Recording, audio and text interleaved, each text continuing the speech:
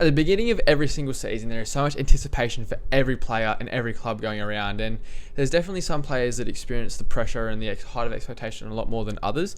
And so today what we're going to do is talk about players that are the most under pressure heading to 2023. And if you like this video, make sure you press the like button and subscribe for more content coming into this footy season. Now, what I find funny is I've made a list of 7 players here that are under a lot of pressure going into this year, and most of them are actually playmakers and halves, and it sort of makes sense because they're the crux of the team and who really is important into terms of getting the victory for their respective clubs.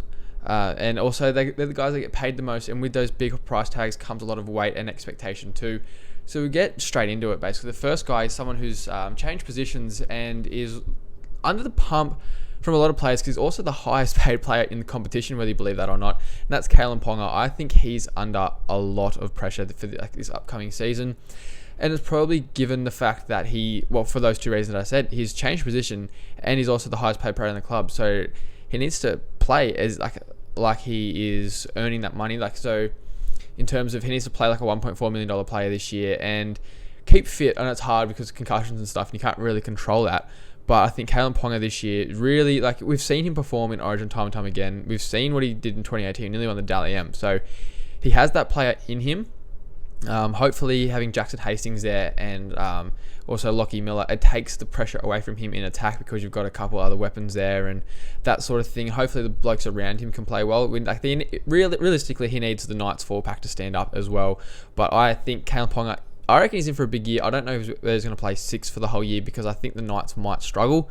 And then it'll be one of their scapegoats. It's, his new position, we'll put him back to fullback. And then you see how he goes. But I think for me, Kalyn Ponga is probably one of, if not the most under pressure player heading into 2023. And I mean, we'll see how he goes with it. As I said, we know he's a good player. We've seen what he can do in Origin, whether he can bring that Origin form to club form as well. That's the challenge for Kalyn Ponga this year, and that's what the expectation on him is really.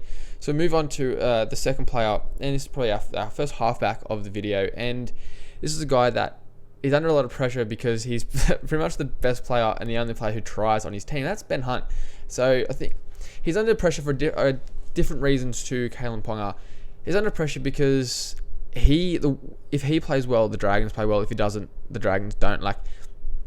Even in terms of last year, he played well and the Dragons still didn't play very well. I think he's also, I don't think he's on that rumored $1 million contract anymore. He re-signed. I think he'd probably be around the $800K mark. That's still a lot of money, and he's just carrying the weight of that Dragons club on his shoulders. I think for me, I love the guy. I don't know whether it was the right option for the Dragons to re-sign him in terms of we're meant to be going in a rebuild and they're re-sign. So that to me, a rebuild to me is blowing up the club and giving the youngsters a go because we have good youngsters at the Dragons as we've seen, but I don't know. I just feel there's a lot of weight and pressure on Ben Hunt to lead the Dragons to victory and to the top 8 and that sort of thing. I don't think he's 32 years old now, I believe, so he's getting on in age. I don't think his body's up for another year of footy like the one he had last season. To me, I don't think he's capable of that. Hopefully he proves me wrong. I'd love it for him to prove me wrong, but for me, I just think Ben Hunt is under pressure in terms of just the expectation of him carrying the whole side on his shoulders. Now we move over to a guy, another halfback that's been in the news a lot recently, and for some contract reasons, and because he's rumored to be earning a lot of money and turning a lot of money down. And that's Mitch Moses, the Parramatta halfback. There's a couple reasons why I think he's under a lot of pressure, and that one of them is to win a comp. Obviously, he's probably going to re-sign with the Parramatta Eels for a $1 million plus deal, and majority of people it's the general consensus that he doesn't deserve $1 million contract because of what's he really done in the game. Yes, he's quite a good player and he's made it to a grand final. He's played Origin, but he hasn't really excelled in really any area. He didn't win Origin. He didn't win the grand final. And in those kind of games under pressure, he got schooled a little bit by a more experienced halfback in Daly Cherry Evans and Nathan Cleary, in both respectively in the 2 different arenas that he's played quite a high level of footy at. I mean, I get why the Eels are paying so much for him. There's not an abundance of halfbacks, especially good halfbacks, getting around in the comp. So you want to pay good money to try and keep him there and keep the core of your team together. Obviously, they've lost Reid Marnie, and I think that's just a very silly mistake letting him go. But he looks I don't know, not scared, that's not the right word, but he looks like he's just a bit timid, and if he runs the ball more, I reckon his game could excel, and the players around him will excel, but I don't know, he just needs, he's so close to the jump to becoming one of, if not the best halfback in the comp. I know that sounds outlandish to say, but he does have the talent there. But the thing is, he doesn't warrant that big contract for me, and he hasn't signed anything yet, so if he's under a lot of pressure to prove to everyone that he is that $1 million player and he can win a competition for half. I think the potential is there for him to win a comp, whether that's at Para or elsewhere. I don't know. But for me, Mitch Moses is another player who's under a lot of pressure this year. Now, the next player we're talking about is the only player who actually isn't a playmaker on this list, which is funny, but I think once I say it, it just sort of makes sense. He's a guy who had a huge 2021, dropped off a bit last year, but I think he's in for another big year, but there's a weight of expectation on him this year. David Fifita from the Gold Coast Titans. Look, another player, massive contract, delivered for the first year there, and then was super quiet last year, quite disappointing. And I think it's not exactly his fault. The halves didn't use him in a very good way at all. Inexperienced halves, not knowing how to isolate their back rower, because he's a massive bloke, really damaging with the ball. He can score a try from absolutely pretty much anywhere. We've seen him for the Broncos score some really long range tries, but he just was given the ball when nothing was happening for the Titans last year. It was, here we go. There's nothing on, give it to Dave, and he'll try and run through everyone. And he just got mobbed by 3 or 4 players. I think Kieran Foran's and Tanner Boyd as well, who's known him for ages, played a lot of schoolboy footy with him, and they both looked really good when they were playing together. They got a good relationship.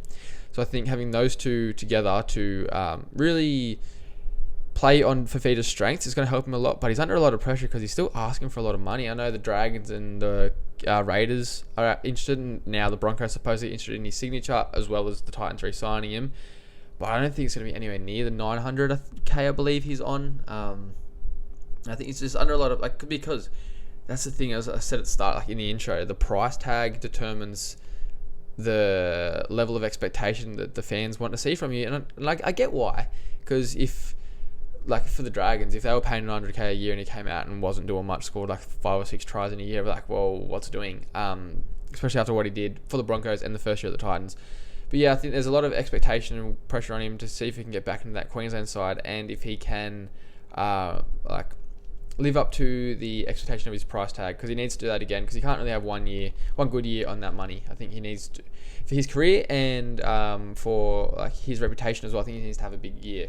Now, another guy I've got here, he's the only new signing, actually, for a new club I've got in my list.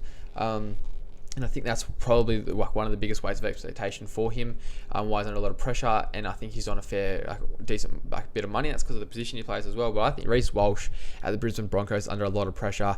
And it's exciting, and I think that's why there's a bit of pressure on him, because the Broncos fans are Rhys Walsh is back. We're going to make the finals. We could get close to winning the comp. And yes, you could, but he needs to play better. I think he didn't set the world alight last year at the Warriors by any means. And the errors are a big part of his game that needs to just work on. And I don't know whether it's a fatigue thing or a confidence under the high ball, but he just seems to make a lot of errors. And he is young, but it needs to get stamped out of his game now before it becomes too big of a problem in 2 or 3 years' time. If he's still making the most errors in the comp in 2 or 3 years' time, there's trouble. And again, it's just that it's almost the excitement that brings a lot of pressure for Rhys Walsh in this situation. I think as well for Rhys Walsh being in a club where there's a fair few guys trying to play fullback there. Obviously Herbie Farnworth is leaving at the end of the year, but Selwyn Cobbo wants that spot, and he's got it at the start of the year. So if Selwyn Cobbo comes out these first couple of rounds while Rhys Walsh is out injured and kills it, Rhys Walsh is going to have to work really hard to get his way back into that side, and where he's going to play, I don't know. For me, the situation Rhys Walsh is walking into, there's a expectation that he's going to take the Broncos to the next level, which by all means he could. Whether he does or not is another thing, and that's why I think he's under a fair bit of pressure for this year. And the next guy, he's been under pressure for ever since he signed his massive contract, and I think it's the player that it's obvious. It's the obvious answers under the most pressure, and that's Luke Brooks. The Tigers have backed him again. They have let go of Jackson Hastings, who they looked so much better with when they were playing last year, to restore their faith in Luke Brooks. And every other person that's outside the Tigers club says, why? It doesn't make sense. You're paying this guy massive overs for the product, for what he's giving you. And the thing is, why I think there's a lot of pressure on him this year, not just because of Jackson Hastings leaving, but he's now got Benji Marshall working right by his side 5 days a week. Like, every single time Luke Brooks rocks up at training, he's got one of the best halves ever right there.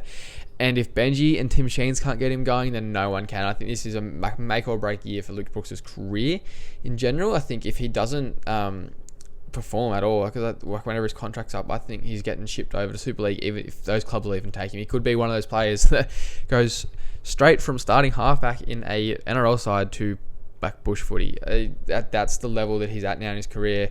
I really hope for Luke Brooks he does well. He obviously had that one good season in 2018, but the Tigers are now passed up on Mitch Moses and Jackson Hastings for this guy, so there's a lot of pressure and expectation around Luke Brooks. If he doesn't live in the finals footy in the next 1 or 2 years, then I'm sorry, but I don't think should be in the NRL anymore, and that's just the plain and simple of it. The next guy, this bloke we're going to talk about, he's under pressure, but not at club level. At club level, he's probably the best player getting around. You'd say, it's not outrageous to say that, and it's not, obviously there's an argument for it, an argument for other players, but I think, Nathan Cleary at club level is amazing, but it's origin level that there's some pressure and expectation. He's done a couple good things, and he's got some few try assists and tries and that sort of thing, but he hasn't really taken a series by the scruff of his neck. I think this year's the year he does it, and I'm hoping he does, but that's the thing. Everyone's hoping he does, and everyone thinks he's going to. That's the expectation. That's the pressure that comes with it. It's the pinnacle of the game, and he hasn't stamped his authority on it just yet, and that's why I think he's under a lot of pressure this year in the State of Origin. So there's what's my 7 players, I think, just off the top of my head, that are under a lot of pressure coming into the 2023 season. Let me know if you think those guys are under a lot of pressure, and who else you think is under a lot of pressure to prove themselves this season. So yeah, again, if you liked the video, make sure you drop a like and subscribe to the channel, because there'll be plenty more footy content coming your way. Thank you for watching.